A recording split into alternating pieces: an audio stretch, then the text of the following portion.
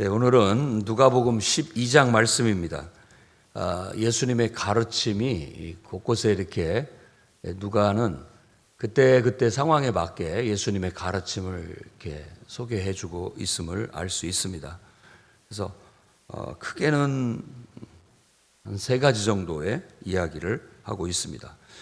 맨 먼저 첫 번째는 1절부터 12절까지를 전체 통으로 봤을 때 일단은 바리새인의 누룩, 외식을 조심해라 라고 그렇게 말씀을 하시면서 이제 이어서 하는 말은 그런 바리새인들의 어떤 세상 사람들의 핍박 이런 걸 두려워할 것이 아니라 정말로 하나님을 두려워해야 된다. 왜냐하면 사람은 우리를 죽일 수는 있지만 그 이상 못한다. 그러나 하나님은 우리를 죽이실 뿐만 아니라 우리를 또 지옥에 던지는 분이시다. 그러니까 정말로 우리가 두려워해야 할 존재는 하나님이다. 그러니까 왜 그런 바리새인의 이 외식과 관계돼서 이렇게 하나님을 두려워해라 라고 그렇게 말을 하고 있냐면 바리새인들이 겉으로는 하나님을 경외하고 섬기는 것 같이 보이지만 이게 떠들러 보면 그 속에 하나님을 경외함이 없다 이런 말을 하고 있는 것이죠. 그래서 이 바리새인들의 누룩이라고 해서 이 누룩은 모든 것을 이렇게 부풀게 만드는 영향을 미치는 강력한 요소잖아요. 그래서 바리새인들이 상당히 사람들한테 많은 영향을 미친다라고도 볼 수 있고 이 바리새인과 같은 이런 신앙, 사고방식, 이런 생각을 갖고 있다면 신앙이 변질된다라는 것을 또 보여주기도 하는 겁니다. 그래서 우리가 이 누룩을 긍정적으로 쓴다면은 좋은 영향을 받는 것이겠지만 나쁘게 쓸 때는 나쁜 영향을 받는 것을 말하는 거예요. 그래서 지금 바리새인들의 신앙은 지금 굉장히 나쁜, 좋지 않은 그런 상태고 또 그런 영향을 끼치고 있음을 말해주고 있습니다. 외식이라고 하는 이 단어는 우리가 우리말로는 이제 겉으로 보여주는 식이다 이렇게 얘기해서 외식이라고 그렇게 얘기하는데 원어를 살펴봐도 이 원어의 헬라의 원뜻 직역을 한다면 연기한다 이런 뜻이에요. 연기. 그러니까 배우들이 연기하는 것처럼 저거 연기야. 우리도 보통 그런 말을 많이 쓰잖아요. 저 진짜가 아니야, 저거. 연기하는 거야. 가식적이다. 외식적이다. 또 위선적이다. 라고 그렇게 보는 거죠. 그래서 바리새인들이 정말 하나님을 이렇게 위하는 것 같고 높이는 것 같은데 정작 보면 하나님을 그 마음 속에 하나님에 대한 사랑이나 하나님에 대한 두려움이 없다.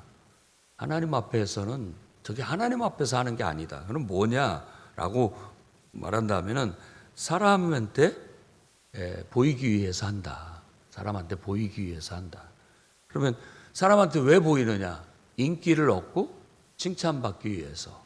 그리고 또 자기의 명예나 영광, 자기 유익을 추구하는 것이다. 이게 참 놀라운 깨달음을 우리에게 주는 말이에요. 우리가 하는 모든 것들이 초점이 하나님께 맞닿아 있어야 되고 내가 하는 모든 행위 또 교회 안에서의 섬김과 봉사 이 모든 게 하나님을 보고 하나님 앞에 드리는 것이 돼야 되는데 우리가 인간인지라 우리 인간이 현실 속에 살고 있다 보니까 하나님은 잘 안 보이고 늘 사람을 대하면서 사람에게 하듯 하는 경향이 있습니다. 이런 것들을 자꾸 수행을 해야만 우리 마음속에서부터 우리 영혼이 하나님 앞에서 하나님을 위해서 한다라는 그 신앙심을 끌어낼 수가 있는 거예요. 그렇지 않게 되고 이게 이 하나님을 경외하고 하나님을 섬기는 신앙이 약화되면 다 세상 사람과 똑같은 인간의 일이 돼버려요. 그래서 늘 모든 일을 할 때 자기 유익을 먼저 생각해요. 그리고 내가 사람들한테 어떻게 보일까, 또 칭찬을 듣는 거, 그리고 또 인기를 얻는 거, 이런 것은 안 가르쳐도 본능적으로 우리가 그렇게 하게 돼 있습니다. 그렇게 만들어졌고 그렇게 또 모든 사람들이 그런 본능과 그런 욕망을 가지고 있기 때문에 그건 안 가르쳐도 내 안에서 나오는 거예요. 근데 이렇게 되면 이건 신앙이 아니다라는 거예요. 바리새인들이 지금 오랫동안 하나님을 섬기고 믿어오다 보니까 이게 단점이 있는데, 그렇게까지 계속 신앙심이 커져서 그런 행위들이 나오게 된다면 굉장한 성숙함과 훌륭한 그런 삶이 되겠지만, 이게 마음으로 하나님을 두려워하는 거라든지 마음으로 하나님을 사랑하는 거라든지 진심으로 하나님을 섬기는 섬김과 사랑으로 행하지 못하게 되고, 이게 겉으로만 하게 된다면 결국 우리는 사람한테 보이기 위해서 하는 것이 돼버리고, 그저 자기 영광, 자기 그리고 또 사람들한테 좋은 소리 듣거나 칭찬받는 거에 머무르고 마는 거예요. 그래서 산상수훈에서도 강조하는 것처럼 이런 모든 행위들을 사람에게 보이려고 하지 마라. 그 사람은 이미 받을 상을 받았다. 그 말은 하나님 앞에 한 것이 아니다라는 그런 책망이 담겨져 있는 것이죠. 그래서 정말로 우리가 두려워하고 정말로 우리가 힘써야 할 것은 하나님 앞에서다. 그걸 가르치는 거예요. 하나님이 우리를 창조했고 하나님이 우리에게 생명을 줬고 하나님이 언젠가 우리 생명을 거두실 것이고 하나님 앞에 우리는 서게 될 것이다. 그때 하나님께 칭찬받을 수 있도록 그렇게 살아라 라고 가르치고 있는 겁니다. 그래서 우리가 뭘 자꾸 염려하느냐, 사람한테 좀 욕먹는 거, 사람한테 내가 칭찬 듣지 못하는 거, 이런 거 염려하느냐. 그거 염려하지 말고 하나님 앞에 칭찬 듣지 못하는 거, 하나님 앞에 욕먹는 걸 더 두려워해라 라고 지금 이렇게 가르치고 있는 거예요. 그래서 누구든지 사람 앞에서 인자를, 이제 여기까지 나아가는 거예요. 인자를 말로 거역하면 사하심을 받겠지만 성령을 모독하면 사하심을 받지 못한다 라고 그렇게 얘기하는 거예요. 그러니까 사람 앞에 하는 것은 그거 뭐 실수할 수도 있고 그거 그렇게 두려워할 일 아니다. 이케야 그저 내가 뭐 잘못해서 사람한테 내가 죽임을 당할 수는 있죠. 그게 최고예요. 그 이상은 못한다.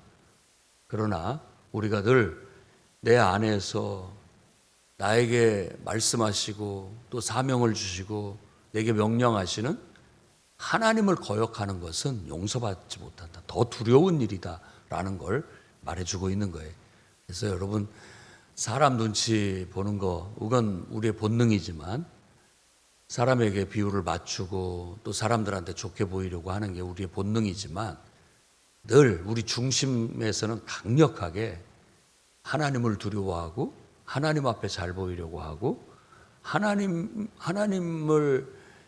앞에 칭찬받으려고 하는 강력한 신앙심이 있어서 그것이 더 우위에 서서 나머지를 지배할 수 있도록 해나가는 신앙이 필요하다. 그래야 우리가 바리새인 같지 않고 정말 예수 그리스도의 참 제자처럼 살 수 있다라는 걸 가르치고 있는 겁니다. 그래서 우리가 너무 사람 앞에 욕먹는 거, 또 뭐 우리가 사람한테 핍박받는 거, 무시당하는 거, 너무 그런 게 크게 생각지 않았으면 좋겠고, 오히려 우리가 하나님 앞에 책망받는 것을 더 두려워하는 그런 온전한 신앙을 갖기를 바랍니다. 그다음에 두 번째 파트는 13절에서부터 34절까지 길게 나타나 있는데, 발단은 여기서도 어떤 사람이 와서 형에게 좀 가서 말 좀 해주십시오. 유산을 좀 나눠주라고 좀 말 좀 해주십시오. 라고 했다는 거예요. 예수님이 권세가 있으니까 이 문제, 사사로운 이 재산, 유산을 나누는 문제를 좀 해결해 주기를 바랬어요. 그러나 주님은 나는 그런 사람이 아니다 라고 말하면서 탐심을 주의하라는 교훈으로 이어지게 됩니다. 왜냐하면 이 재물, 이게 정말 이 땅에 살아가면서는 꼭 필요한 거죠. 없어서는 안 되는 요소입니다. 그런데 이게 늘 뭐가 됐든지 과하면은 탈이 나게 돼 있고, 뭐가 됐든지 과하면은 그걸로 인해서 해를 받게 돼 있어요. 그래서 그걸 탐심이라고 합니다. 과하다는 거예요. 내가 이미 어떻게 보면 재물의 노예가 되고 재물이 나의 인생의 주인 역할을 하게 돼버리면 그건 해롭다라고 얘기하는 거예요. 이 모든 재물은 하나님이 주시는 것으로서 하나님의 뜻대로 우리가 부리는 도구가 돼야 되지, 그 이상이 되면 안 된다라고 가르치는 겁니다. 그래서 사람의 생명은 그 소유의 넉넉함에 있지 않다. 이 땅에서 우리가 아주 얼마나 있어야 우리가 넉넉한 겁니까? 얼마나 돈이 많아야 우리가 여유 있게 사는 것입니까? 적게 있어도 여유 있게 사는 사람은 여유 있게 살고, 많이 있어도 늘 쪼들리듯 쫓기며 사는 사람은 또 그렇게 삽니다. 그러니까 너무 이 땅에서 소유에 집착하지 말라는 그런 가르침을 주고 있는 거예요. 그러면서 오히려 우리는 이 땅에서의 물질의 부유함보다도 하나님에 대한 부유함을 가져야 된다. 이 부유함이라는 단어는 충만하다, 이런 의미를 갖고 있어요. 성령 충만할 때도 똑같이 이 단어를 써요. 그러니까 내 안에 하나님으로 충만해야 된다. 그래서 하나님에 대해서 부유한 자가 돼야 된다라고 얘기를 하는 거예요. 세상에서의 부유도 하나님이 주시는 은혜요 축복이지만, 그거보다도 훨씬 더 가치 있는 것은 하나님께 대한 부유함이다. 그래서 먼저 그 나라를 추구해라. 그러면 이 모든 재물은, 필요한 자원은 따라 붙는다. 이렇게 가르치고 있어요. 그래서 이 원리는 지금 세상에 어떤 성공학을 가르치는 사람들도 이 원리를 갖다가 가르쳐요. 위대한 가치를 추구해라. 그러면 재물이 따라온다. 사람들이 따라오고. 그렇게 얘기하는 거예요. 근데 우리가 말하는 성경에서의 가르침은 그 위대한 가치가 하나님의 뜻이에요. 하나님의 뜻, 하나님의 말씀. 근데 이걸 갖다가 그 원리를 그대로 세상의 경영자라든지 지도자들한테 가르치면서 위대한 가치를 추구하십시오. 그래야 돈도 사람도 따라오는 법입니다. 라고 그렇게 가르치고 있는 것이죠. 아니, 세상 사람들은 이 말씀의 귀함을 알고 이 말씀이 진리인 걸 알고 갖다 쓰는데, 정작 하나님을 섬긴다고 하는 사람들이 이 말씀의 가치를 깨닫지 못하고 자꾸만 하나님을 섬기면서도 세상 부귀영화만을 쫓아가려고 한다면 이게 얼마나 어리석은 것입니까? 그래서 13절부터 34절까지 그와 같은 가르침을 주고 있는 거예요. 그 한 예로서 비유를 들어서 큰 부자가 올해도 그냥 엄청난 소득을 얻었어요. 그러니까 쌓아놓을 데가 없어.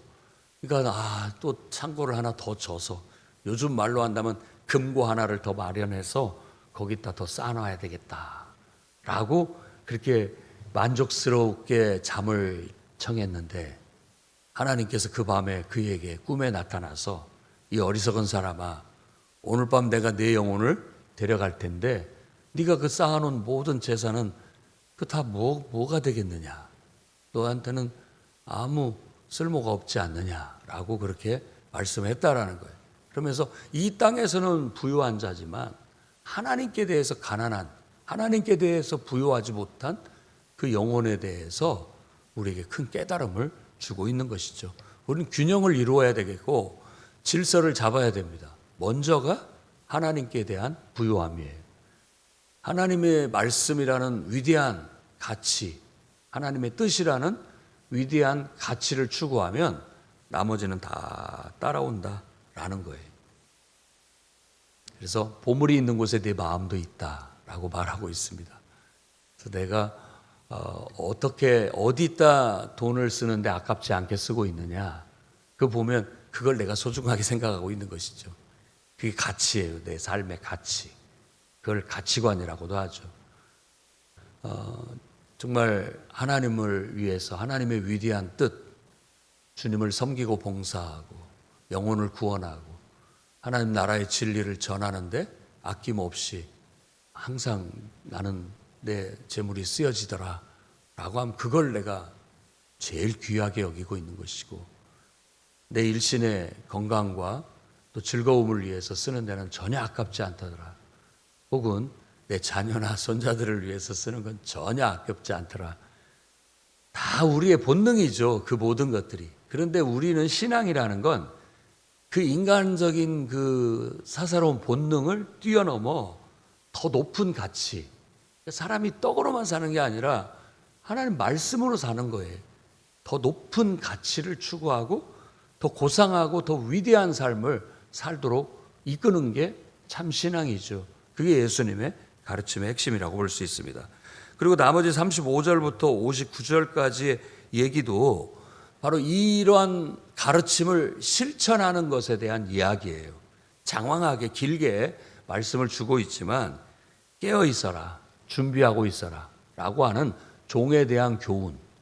그래야 언제 주인이 오시더라도 항상 자기 역할을 하고 있는 충실한 종의 모습, 그런 모습을 갖고 있다면 베드로가 이게 무슨 말입니까? 라고 했을 때 해석해 주는 내용도 똑같은 것을 강조하는 거예요.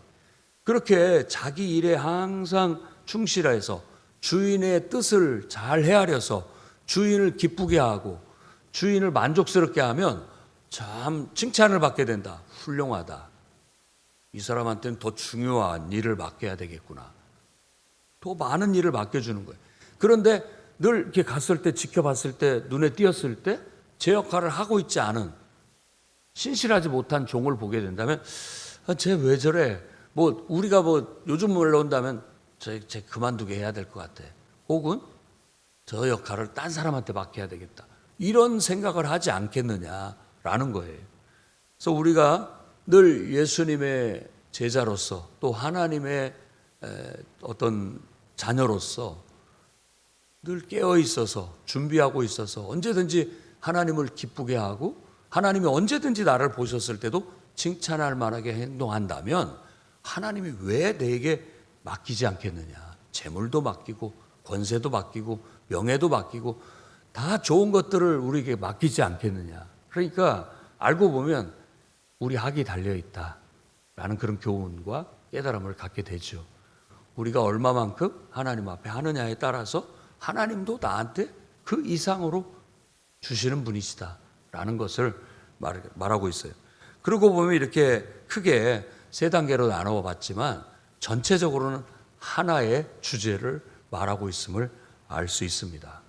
하나님을 경외하고 하나님 앞에 잘 보여라.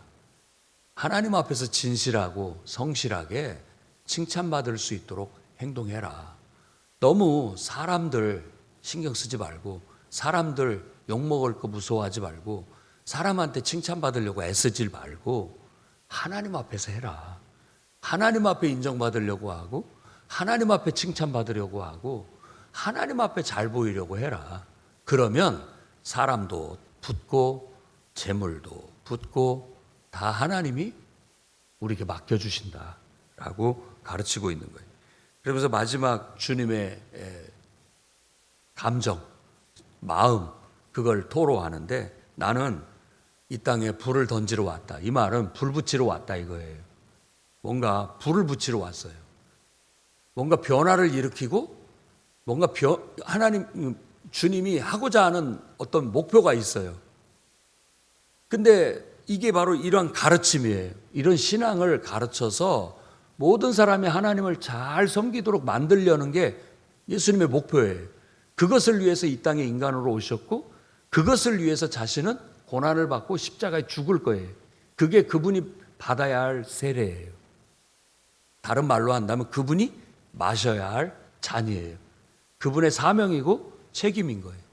그러니까 그 일이 이루기까지의 그 답답함, 사역자의 답답함을 말하는 거죠. 주의 일을 하는 모든 사람에게는 뭔가 믿음이 이렇게 자라야 되는데, 믿음이 성장해서 성숙해 나가야 되는데, 이 불을 붙이고 싶은데 불이 붙는 것 같은데 또 꺼져버리고, 좀 되는가 싶으면 다시 또 약화되고, 또 시험에 빠지고 주저앉고, 이런 것들에 대한 답답함을 주님이 이렇게 마지막에 토로하고 있고, 내가 너희들에게 화평을 주러 온 걸로 착각하지 마라.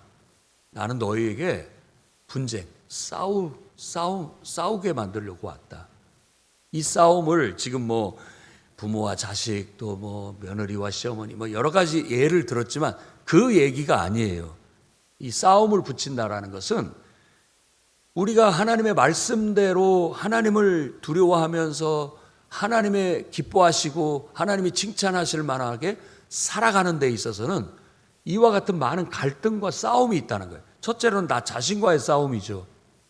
나 자신과의 갈등. 이 일을 하나님이 기뻐하시는 바대로 행해야 되는데 자꾸 사람이 봐지고 환경이 봐지고, 이렇게 하면 누가 싫어할까? 이렇게 하면 내가 미움을 받을까? 자꾸만 그런 데 집착하다 보니까 못해요. 이걸 싸워야만 해낼 수 있어요. 욕을 먹어도 괜찮아. 이렇게 한다고 해서 사람들이 나를 싫어해도 난 괜찮아. 나는 하나님 뜻대로 할 거야. 이렇게 나아가야, 이렇게 싸워야 결국 하나님의 뜻을 이행할 수 있다라는 걸 말해주고 있는 거예요. 그래서 너무나 우리가 하나님의 뜻대로 행하고 말씀대로 행하는 걸로 인해서 미움받거나 또 갈등하거나 뭐 그걸로 인해서 어떤 문제가 발생하는 것을 나쁘게만 생각하지 마십시오. 오히려 주님은 그러라고 우리에게 말씀하는 거예요. 우리 안에 말씀이 들어와서 말씀이 역사하니까 내가 변화되니까 그 변화의 영향으로 인해서 사람들하고 재조정이 이루어져야 되기 때문에 갈등할 수도 있고 미움을 받을 수도 있고 또 오해받을 수도 있는 거예요. 그걸 무서워하지 말고 여러분, 하나님 말씀대로 살기 위해서 싸우십시오. 분쟁해야 된다라고 주님 말하고 있는 거예요. 이게 오해스러운 말이긴 하지만 바로 그런 영적 싸움을 말하고 있는 거예요. 그리고 분별력을 좀 가져라 라고 얘기하는 거예요. 뭐가 하나님의 뜻이고 뭐가 하나님이 기뻐하시는지 분별할 줄 알아야 되는지 아느냐. 누가는 바로 이 말을 여기다 갖다 붙여서 쓰고 있는 거예요. 분별할 줄 알아야 돼. 시대를 분별하면서 왜 너희는 하나님의 뜻을 분별하려고 하지 않느냐. 시대를 분별해야 우리가 살아남는다라는 두려움을 갖고 살고 있어요.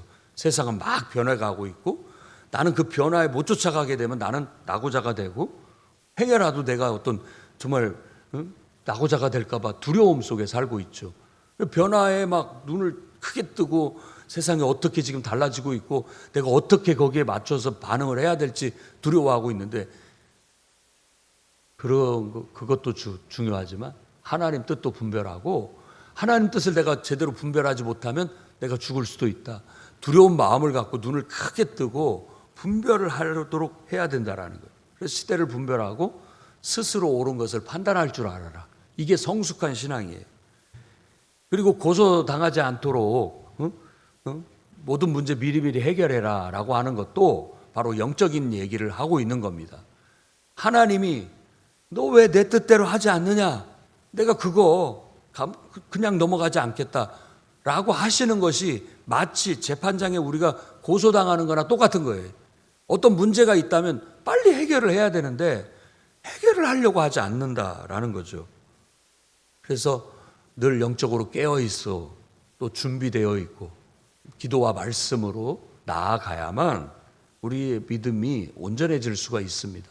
그리고 영적 싸움을 싸우는 걸 두려워하지 말고 사람들 앞에 미움받는 것보다도, 사람들한테 칭찬받는 것보다도 하나님께 미움받거나 하나님께 칭찬받는 문제가 훨씬 더 중요한 문제다라는 거예요. 바리새인들은 바로 그런 면이 없다. 바리새인들의 신앙은 그게 텅 비어 있다. 그래서 겉으로만 하나님을 섬기는 채 할 뿐이다 라고 지적하고 있어요. 우리가 이 말씀의 교훈을 잘 삼아서 정말로 하나님을 경외함으로 늘 겸손하게 성령의 인도함을 따라 하나님 말씀이라면 정말 어떤 어려움과 실천 방해가 있다 할지라도 다 극복하고 끝끝내 실행해낼 수 있는 그런 참 주님의 제자, 하나님을 섬기는 진정한 성도들이 되시기를 주의 이름으로 축원합니다. 기도하겠습니다. 거룩하신 주님, 주님의 가르침이 우리 마음에 깊은 울림으로 다가옵니다. 하나님 말씀대로, 가르침대로 행하되 그 일로 인하여 나 자신과의 싸움, 그리고 주변 사람들과 환경과의 싸우는 걸 두려워하지 않게 하시고, 하나님이 기뻐하시고 하나님이 칭찬하실 만한 그런 삶을 이루어 마침내 하나님의 뜻을 이뤄내고 하나님께 영광 돌리는 귀한 주님의 백성이요 주님의 자녀가 되게 해 주옵소서. 예수님 이름으로 기도합니다.